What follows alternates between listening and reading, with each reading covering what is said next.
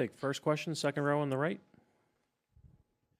Bennedict, every day when people go out of his house, try to have a nice day.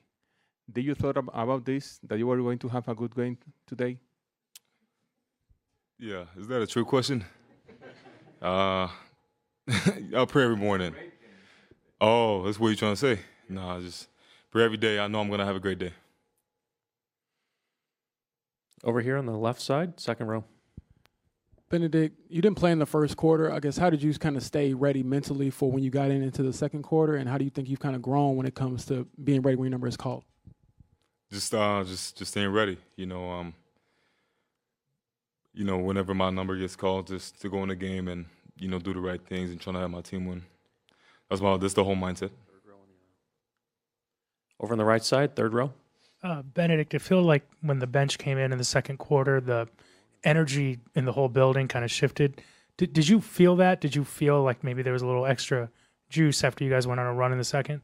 For sure. I think, having guys like TJ and Obi gets in the game and Shep, just playing hard. It's a group of guys who play extremely hard, and I think that's exactly what we needed, just to get the fans back on their feet, and everybody was cheering. So, Scott on the right.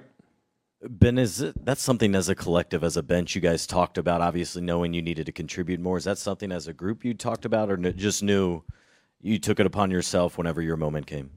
I think that's our job. Just like I said, just get in the game and have that mindset. I think that once we get in the game, I told the guys yesterday that we don't have as many chances of the one who start the game. Obviously, we have less minutes, but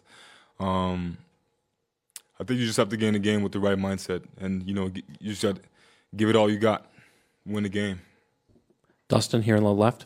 Ben, just what got you into rhythm offensively? You're obviously able to hit a lot of those mid-rangers and threes and stuff like that. How did you find space, and what got you, just into a rhythm shooting-wise? Pretty much just shooting shots I like. I was able to get in the gym a lot, this week, and just prepare for this game. Jamal up front. I know you talked about it in the past before, but last year, going through the experience of not being able to play in the run, how much did you think that helped you prepare you for being able to contribute in this run? I think as much as I was out last year, not being able to play, I learned a lot. Just being on the bench, being next to the coaches who were able to run me through the game and stuff like that. So, I was able to. It was an unfortunate situation, but I was fortunate enough to learn a lot and be ready for this year. Front right. Hey, Ben, up here. It seemed like in game two, at certain points, the offense went stagnant and you guys weren't able to move the ball as much. And tonight, there was a lot of off-ball movement, guys cutting towards the rim. What did you see differently tonight that allowed you guys to find so much success in that area? I think our aggressiveness. I think, the way we started the game, wasn't the best, but we were able to, call a timeout and pretty much execute what we usually do. And I think when we play Pacers basketball, that's the best thing that, we're going to get and the fans are going to get. Second row here on the left. Bennedict, Rick Carlisle told us a story about how you were basically counting down the days till you could return from the labrum injury, and you were like coming in every day, taking the sticky note off of the calendar. Can you describe what that was like for you? And then secondly, what does Obi Toppin mean to this team from an energy standpoint?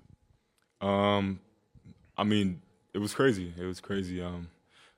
I think that I don't want to say it that way. A lot of people enjoy playing basketball, but I really love playing basketball. I think it's, family and basketball for me. So, me not being able to play, I wish I could do anything to be on the court, but I couldn't. So, like I said, trying to put myself in positions where I could learn about the game and just improve as much as I can. And Obi has been great, man. He's been the player that, I wouldn't expect less of him, because he's a source of energy and, he's always smiling. He has a contagious energy. So just him coming to the game and bringing, whatever it is, defense or offense, it's always great to have. Last question here on the left side, standing. You got 27 points, outscore OKC bench by yourself. How important was the energy from the crowd for you tonight? You said how was important of the crowd in the fan energy? Yeah. they were very, very important.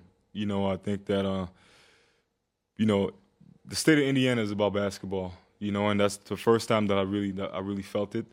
And as much as this is a dream right now, I'm not trying to live in my dream. I'm trying to, like, live in the present and make sure the dream ends well, which means winning next game and winning a championship. So if the fans can help me, that's the best I can get. Thank you. Congratulations on 27 points. Say it again? Congratulations. Oh, appreciate you, my brother. Appreciate you.